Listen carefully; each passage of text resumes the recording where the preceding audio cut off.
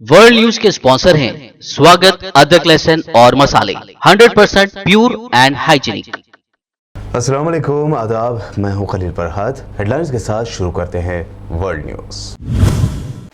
America के बाद अब फ्रांस भी एक पॉलिसी के तहत चाइना के गैर मुसलमानों पर हुआ मेहरबान। फ्रांसीसी पार्लियामेंट में गैर मुसलमानों के कत्लेआम के खिलाफ करारदाद मंजूर। चाइना ने फ्रांसीसी करारदाद को बताया फजूल और नामाकूल। बांग्लादेशी मुस्लिम खातून नुसरत जहां चौधरी बनी अमेरिकी तारीख में पहली मरतबा मुस्लिम खातून फेडरल जज। अदलिया पर हर तबके का हो यकीन, इसलिए अमेरिकी सदर जो बाइडन ने उठाया काबिल मिसाल कदम। यूक्रेन को लेकर रूस और अमेरिका के दरमियान बढ़ती जा रही है कशीदगी। अमेरिका ने फिर दी धमकी, यूक्रेन में रूसी फौज का किसी भी किस्म का दाखिला हमला तस्वुर किया जाएगा जिसके निकलेंगे भयानक नतीजे। बीजेपी से निकलकर समाजवादी पार्टी में शामिल होने वाले आरएसएस से जुड़े लीडरों को लेकर असदुद्दीन ओवैसी ने किया तंज। कहा, समाजवादी पार्टी बन गई है वॉशिंग मशीन जहां संघी बन जाते हैं सेक्युलर।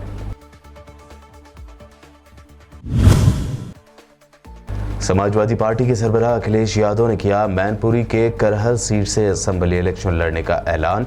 गोपाल यादव ने कहा, रिकॉर्ड वोटों से होगी अखिलेश की जीत।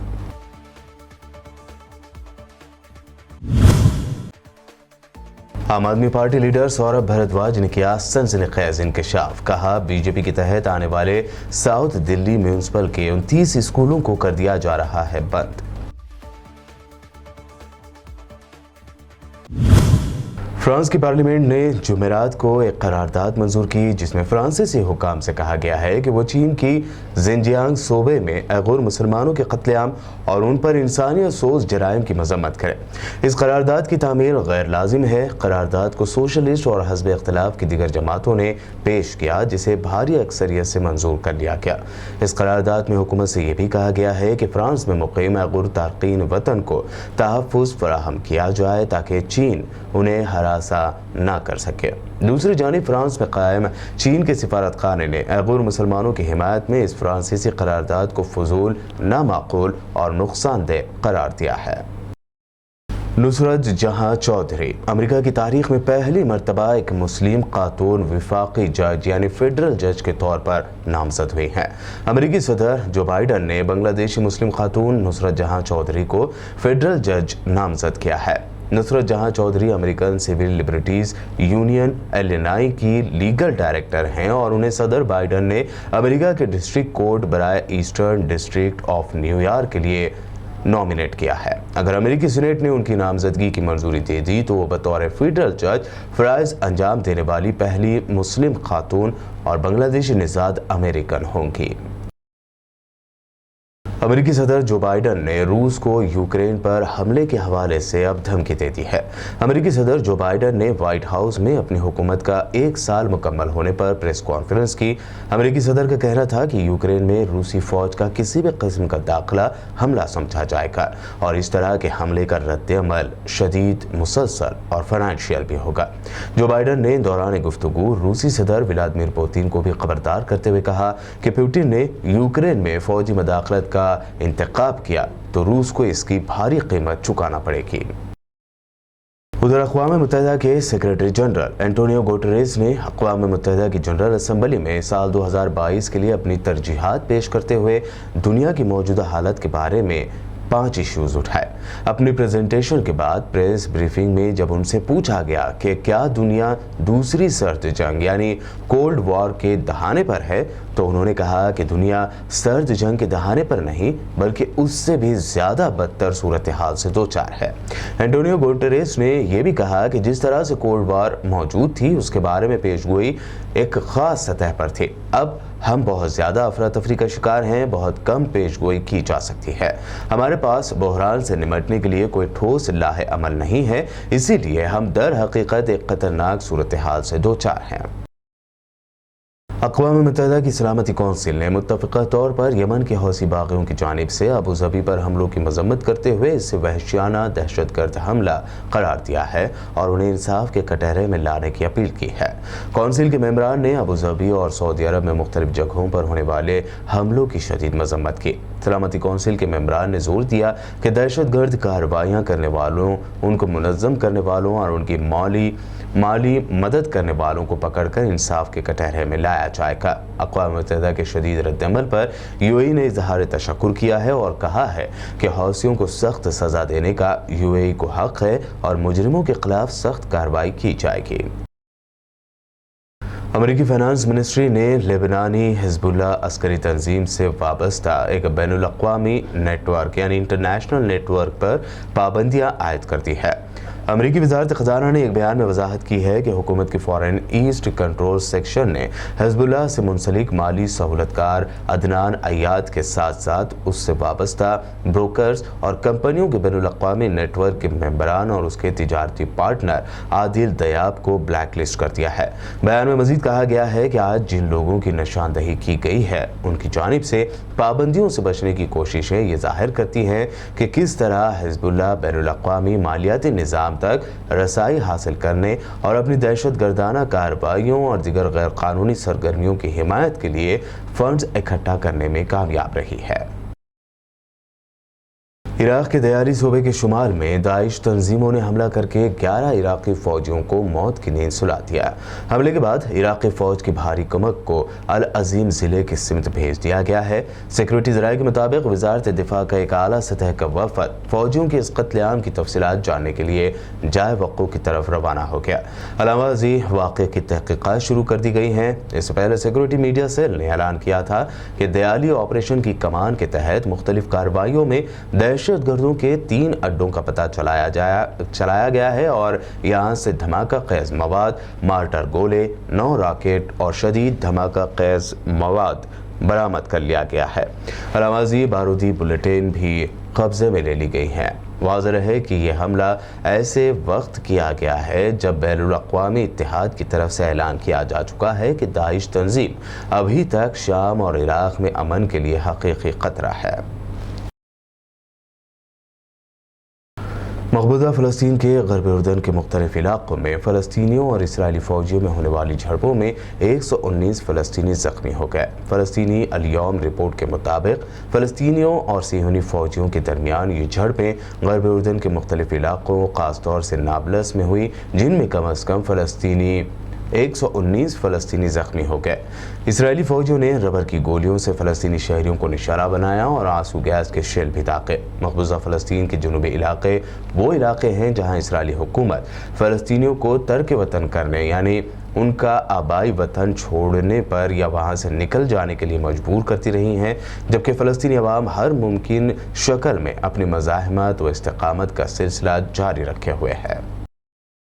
इसराइली अदालत ने क़ाबिज़ पुलिस की जानिब से इसराइली कारकुनों की जासूसी के लिए पेगासस प्रोग्राम के इस्तेमाल की तहक़ीक़ात शुरू करने का ऐलान किया। ये इंकशाफ एक ऐसे वक्त में किया गया है कि जब इब्रानी प्रेस में इस बारे में मालूमात का इंकशाफ करने वाली मीडिया रिपोर्ट शाई हुई हैं। प्रोसिक्यूटर जनरल अफीहाई मेंडल बेल्ट ने पुलिस चीफ कोबी शब्ताई को भेजे गए एक लेटर में मुतालबा किया कि वो साल 2020 और 2021 के दौरान किए गए वायर टैपिंग और इंफॉर्मेशन जासूसी की कार्रवाइयों का तमाम डेटा हासिल करें ताकि मीडिया में शाये होने वाले इल्ज़ामात की तस्दीक की जा सके। बता दें कि इसराइली कंपनी की जानिब से तैयार करदा पेगासस सॉफ्टवेयर दुनिया के कई मुल्कों में इस्तेमाल किया जाता रहा है और इसके लिए कई इल्ज़ाम भी लगे हैं। हाल ही में हिंदुस्तान की नरेंद्र मोदी हुकूमत पर भी ये इल्ज़ाम लगाया गया है कि उसने पेगासस का इस्तेमाल करके अहम हिंदुस्तानी शख्सियात के फ़ोन टैप किए। मियामी से लंदन जा रही अमेरिकन एयरलाइंस की फ़्लाइट में मास्क को लेकर जमकर हंगामा हुआ। फ़्लाइट में बैठी एक खातून मुसाफिर की जानिब से मास्क लगाने से इनकार करने की वजह से फ़्लाइट को वापस मियामी लाया गया। फ़िलहाल पुलिस की जांच पूरी होने तक खातून पर जहाज़ में सफ़र करने पर रोक लगा दी गई है। साल 2022 के शुरुआती 2 हफ्तों में ही 150 से ज़्यादा ऐसे केसेस सामने आ चुके हैं जहाँ मुसाफिरों ने कोविड से मुताल्लिक़ प्रोटोकॉल पर अमल करने से इनकार कर दिया। फेडरल एविएशन एडमिनिस्ट्रेशन के आदाद शुमार के मुताबिक इस साल के पहले ही 2 हफ्तों में ऐसे केसेस सामने आ चुके हैं जिसमें से ज़्यादातर मुसाफिरों ने मास्क पहनने से इनकार कर दिया था। वर्ल्ड न्यूज़ में ये थी अब तक की अहम इंटरनेशनल न्यूज़। वक्त हुआ है एक शॉर्ट ब्रेक का, जल्द लौटेंगे और आगे देखेंगे अहम नेशनल न्यूज़।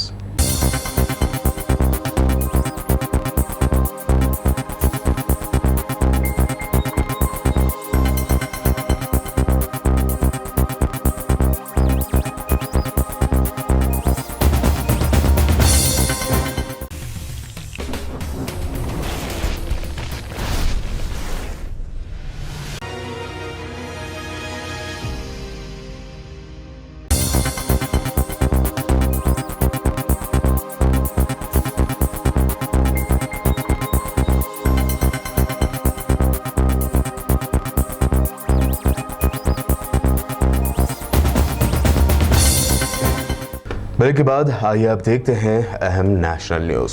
उत्तर प्रदेश में बीजेपी लीडरों का अखिलेश यादव की समाजवादी पार्टी में शामिल होने का सिलसिला जारी है। हाल ही में OBC leader Swami Prasad Maurya BJP छोड़कर एसपी में शामिल हुए। उनके अलावा कई एमएलए और कारकुनों ने बीजेपी का दामन छोड़कर एसपी में शमूलियत इख्तियार की है। इसी पर मजलिस इत्तेहादुल मुस्लिमीन के सदर और हैदराबाद रुकने पार्लियामेंट बैरिस्टर असदुद्दीन ओवैसी ने ट्वीट करके जबरदस्त तंज किया है। असदुद्दीन ओवैसी ने बीजेपी लीडरों के एसपी में शामिल होने पर लिखा, समाजवादी पार्टी एक वॉशिंग मशीन है जिसमें संघ ही सेक्युलर बन जाते हैं।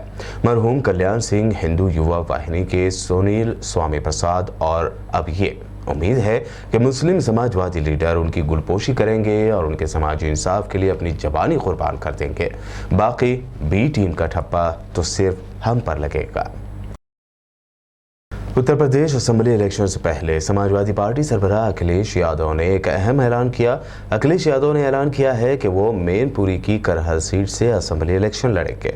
उन्होंने सहाफियों से खिताब करते हुए कहा कि अगर एसपी की हुकूमत बनी तो आईटी सेक्टर में आने वाले वक्त में 22 लाख नौजवानों को रोजगार मिलेगा। वहीं समाजवादी पार्टी लीडर राम गोपाल यादव ने ऐलान किया है कि अखिलेश यादव रिकॉर्ड वोटों से जीत दर्ज करेंगे। दिल्ली आम आदमी पार्टी के लीडर सौरभ भारद्वाज ने आज प्रेस कॉन्फ्रेंस करते हुए हैरत अंगेज इंकशाफ किया कि साउथ दिल्ली म्यूनिसिपल कॉरपोरेशन जो बीजेपी के तहत है वहां 29 स्कूल बंद कर दिए जा रहे हैं और उनमें पढ़ाई करने वाले बच्चों को दूसरे स्कूलों में शिफ्ट कर दिया जा रहा है। लगभग हफ्ते में 2 बार हम इस बात पर प्रेस वार्ता करते हैं कि आज ये संपत्ति बेची, आज ये नई संपत्ति इन्होंने बेच दी। आज एक बहुत गंभीर मामला हमारे सामने आया और वो मामला कई सवाल जो है एमसीडी के लिए और भाजपा के लिए खड़े करता है। जहां दिल्ली की पूरे देश और पूरी दुनिया में चर्चा इस बात के लिए हो रही है कि दिल्ली सरकार के सरकारी स्कूलों के अंदर एक शिक्षा क्रांति चल रही है। दिल्ली सरकार के स्कूल प्राइवेट स्कूल को टक्कर दे रहे हैं, चाहे बिल्डिंग का मामला हो, इंफ्रास्ट्रक्चर का मामला हो, पढ़ाई का मामला हो, क्वालिटी का मामला हो, टीचरों का मामला हो, बच्चों के 10th और 12th के रिजल्ट्स का मामला हो, या बच्चों के नीट जैसे मेडिकल क्वालिफाइंग एग्जाम का मामला हो। सरकारी स्कूल के बच्चे हमारे प्राइवेट स्कूल के बच्चों को टक्कर दे रहे हैं, कई जगह अच्छा भी कर रहे हैं। वहीं उसी दिल्ली के अंदर पहली कक्षा से लेकर 5वीं कक्षा तक या कहीं नर्सरी से लेकर 5वीं कक्षा तक की जो प्राइमरी एजुकेशन है उसका जो पहला दायित्व है वो नगर निगमों के पास है। जो बच्चों के स्कूल है वो नगर निगम चलाते हैं। एक चौंकाने वाली खबर आई है, साउथ दिल्ली म्युनिसिपल कॉरपोरेशन यानी कि दक्षिण दिल्ली नगर निगम अपने यहां पे 29 स्कूल बंद कर रहा है और उन 29 स्कूलों के बच्चों को दूसरे स्कूलों के बच्चों के अंदर मर्ज कर रहा है। जाहिर सी बात है, टीचर्स और स्टूडेंट्स की रेशो जो है उसके जो मानक जो हैं वो नहीं बदले हैं। अगर कल तक 100 स्कूलों की जरूरत थी और आज उसके अंदर से अगर कुछ स्कूल कम कर रहे हैं तो जाहिर सी बात है स्कूलों के अंदर बच्चे घटे होंगे। वरना अगर आप स्टूडेंट्स उतने ही रहे और आप स्कूल कम कर देंगे तो स्टूडेंट्स और टीचर्स रेशियो जो है वो खराब हो जाएगी। तो जब 29 स्कूल बंद कर रहे हैं तो सवाल आता है कि 29 स्कूल बंद हो रहे हैं, इसका मतलब स्टूडेंट्स की जो गिनती है वो कम हुई होगी। मगर इसके बिल्कुल विपरीत साउथ दिल्ली म्युनिसिपल कॉरपोरेशन का एक दावा था इस साल की शुरुआत में, इस सेशन की शुरुआत में, कि उनके यहां करीब 96,000 बच्चे और बड़े हैं पिछले साल के मुकाबले उनके यहाँ जो है मोदी सरकार में मिनिस्टर विश्वेश्वर टूडो पर एक सरकारी ओहदेदार ने इल्जाम लगाया है कि जायजा मीटिंग के दौरान उन्होंने उनके साथ हमला करते हुए शदीद मारपीट की और हाथ भी तोड़ दिया। ओहदेदार के हाथ का बैंडेज कराया गया और उन्हें अस्पताल में भर्ती कराया गया है। ये वाकया मरकजी वजीर विश्वेश्वर रेड्डी के आबाई शहर ओडिशा के बारीपदा का है। विश्वेश्वर टूडो मोदी सरकार में आदिवासी और जल शक्ति के मुमलिकती वजीर हैं। मार खाए हुए मुतासरीन का कहना है कि रिव्यू मीटिंग के दौरान मिनिस्टर किसी बात को लेकर बहुत ज्यादा गुस्सा हो गए और उन्होंने मीटिंग हॉल का दरवाजा अंदर से बंद करके, यानी अंदर से दरवाजा बंद करके कोई आए न जाए, दोनों अफसरों पर कुर्सी से हमला किया और उनके साथ जबरदस्त मारपीट की। मुंबई के ताड़देव में वाक़ एक कसीर मंजिला इमारत में हफ्ते की सुबह भयानक आग लग गई। आतिशबाजी के इस वाक़े में 7 अफराद की मौत जबकि मुतादिद लोगों के जख्मी होने की खबर है। बताया जा रहा है कि ये लेवल 4 यानी खतरनाक आग है। हादसे की इत्तला मिलते ही आग पर काबू पाने के लिए फायर ब्रिगेड की 24 गाड़ियां मौके पर पहुंच गई थी। इसके अलावा 5 एम्बुलेंस भी मौके पर मौजूद दिखाई दी। बताया गया है कि ताड़देव में भाटिया अस्पताल के पास वाक़ कमला सोसाइटी नाम की 20 मंजिला इमारत में आग सुबह 7:30 बजे लगी। खतरनाक आग की चपेट में आई इमारत से अब तक 19 अफराद को बचाया गया है।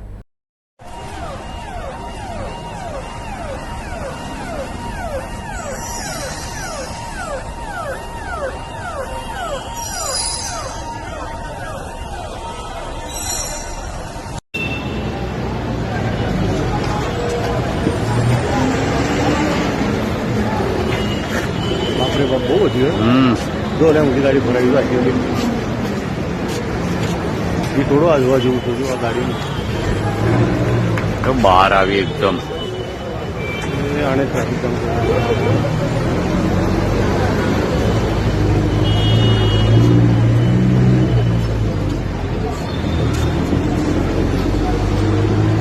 આગ જુઓ ને આગ આપણે બહુ વધી ગયું તો એ જ તો કહું છું તમને ક્યારનો અવાજ આપી રહ્યો છું આગ વધી રહી છે કેટલા ફ્લોર રહી છે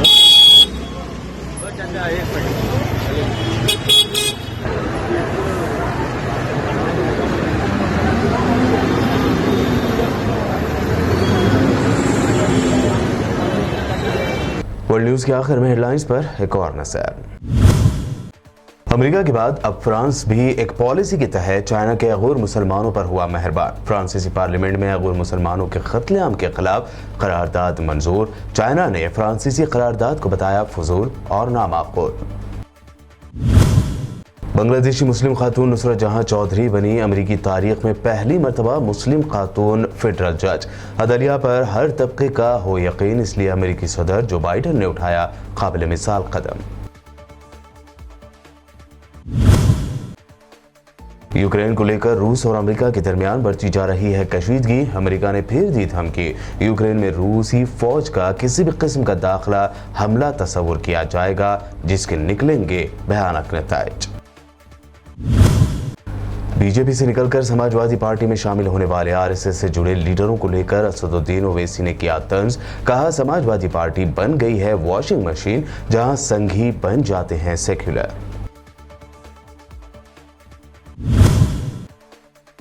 समाजवादी पार्टी के सरबराह अखिलेश यादव ने किया मैनपुरी के करहल सीट से असेंबली इलेक्शन लड़ने का ऐलान। गोपाल यादव ने कहा रिकॉर्ड वोटों से होगी अखिलेश की जीत।